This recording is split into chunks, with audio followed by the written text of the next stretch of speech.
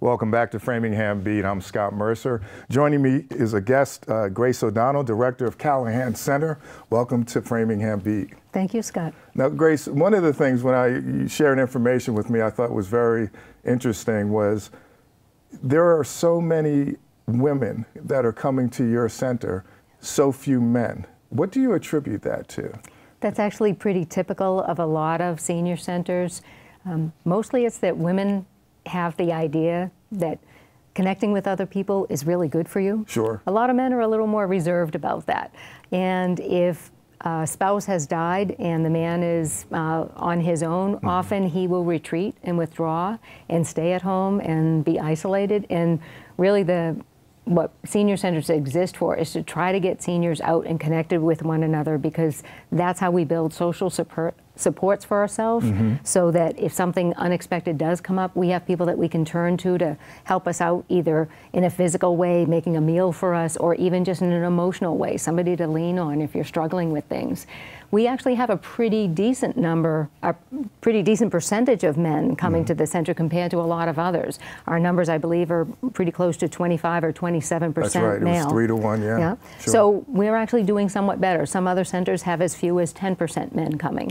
And what did you do to increase the men attending? I don't know that we did anything in particular to draw them in. I would say that Framingham's males are better informed, and that they know that this would be good for them. We offer some things that are interesting to men. We have a pool room with 2 pool tables that they can play with, table tennis. We have numerous different kinds of card games. We also have a group known as the Ask the Experts, who help people with computers. We have a whole computer center. So for a lot of people, they think of a senior center just as having bingo. Well, we do have bingo, but only 1 day a week. Sure. And there are actually some men who come for that as well. But we have a lot of other things to offer people. And that's one of the things I noticed was the age is not what people think it is, because I am guilty of that. I was thinking in the 70s, when you say senior living, senior center, but it's actually as low as 55 years old. Exactly. People do have that misnomer that senior centers are only for when you're 70 and older.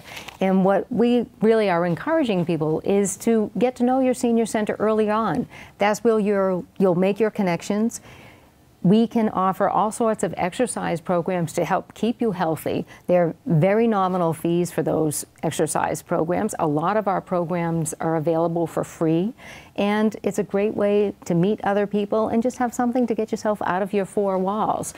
If you start coming as early as 55, then you'll see there's no reason for me not to be coming and here. Keep coming, right. Exactly, yeah. And one of the things I thought was interesting, that if you come that young, then you're going to be in better health. Yeah. And also, that's about an age where people start to lose friends or family, exactly. And it's another place where they can socialize. But what I thought was interesting was you sharing the fact that you were more proud of the fact that people were actually coming, not just to socialize, but to actually take care of themselves. So talk about the programs that allow them to do that, please. Yeah, we have numerous exercise programs: aerobics, Zumba, muscle strengthening, Tai Chi, chair yoga, Kripalu yoga. I think I'm missing one.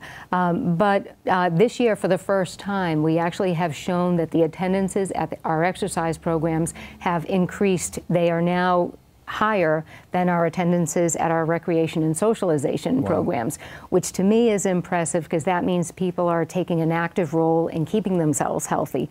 We all know exercise is really good for us. Right. And a lot of people say, well, I know I should exercise, but they don't actually do it. So I'm delighted to see that more people are doing it. And the other significant piece of that is we have far more recreation and socialization programs available, so that the numbers of attendances are greater now than our exercise programs is even more telling. So I'm delighted, because that means these seniors will be around a lot longer. We'll get to enjoy their company that many more years. That's right, that's right. Yeah. And one of the other things that was significant was the certification process. If you could speak to that, because I was surprised. There are only 9 in the state of Massachusetts with the national certification. Right. It's known as the National Institute of Senior Centers / National Councils on Aging accreditation process.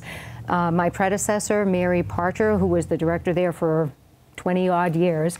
She actually led the center through that process 5 years ago. And it is a 5-year renewal, so we are now going through our reaccreditation. We started that in October with all of our 11 board members participating in these 9 committees. We have a dozen or so people from the community. Some are participants, some are directors or people working in other communities related to senior services. They're part of these committees. And it's looking at how the center is operating in terms of what our purpose is, how are we connecting with our community, the kinds of programs that we offer, our administration and human resources. So it's looking at all of these standards that the National Institutes put out there and seeing how do we measure up.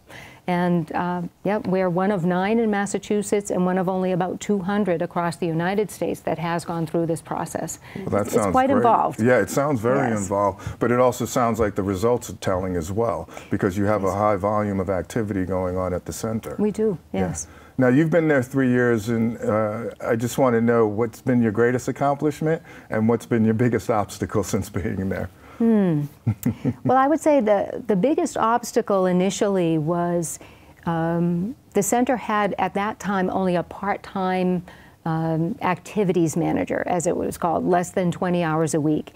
And the center, even at that point, was offering a lot of programs. And I came on board and I said, how is this possible that this can be running with just a part-time person? Right. So I approached the division head, Bob Marusi, at the time, probably 6 months in, and said, I really think we need a full-time position running the programs. And he said, well, you know, there's all this budget stuff. I don't know. It has to go before a town meeting. Sure. But we started the ball rolling, and we were able to get a position approved to take that to full-time, and was able to hire Carolyn Roycroft, who is our current programs manager. She's worked out terrifically, has a great enthusiastic spirit about her.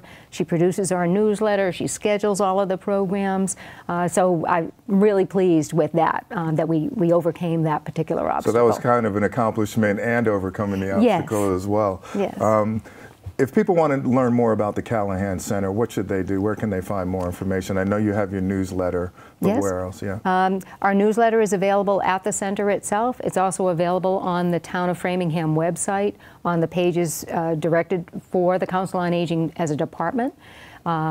We also can be called any day at 508-532-5980. We're open right now. We're open Monday through Friday from 8:30 to 4:30. But starting the day after Patriots Day, we will be open Tuesday evenings until 7:30, and we'll be closing on Fridays at 1:30. And that will go from that end of April until the end of October. Oh, that's great. So we're looking forward to letting more people know about our evening hours. We're hoping that will also help draw in the younger group of seniors, the 55 through 65, who may actually still be working, and they can't come when our center is open at only until 4:30. Yeah, so we're hoping that will also get more new people coming in the door and realizing how much we have to offer for them. Great, and actually hoping also what they might be able to offer us. Absolutely, because they're a great resource too. Yeah, and a lot of what we do depends on volunteers. A lot of people have great skills they can offer and share more with other people, so we encourage that as well. Very good. Grace O'Donnell, thank you so much for coming in. I appreciate it. Thank you, Scott. My pleasure. You're welcome. My guest is Grace O'Donnell, Director of Callahan Center. There's more Framingham Beat coming up, so stay with us.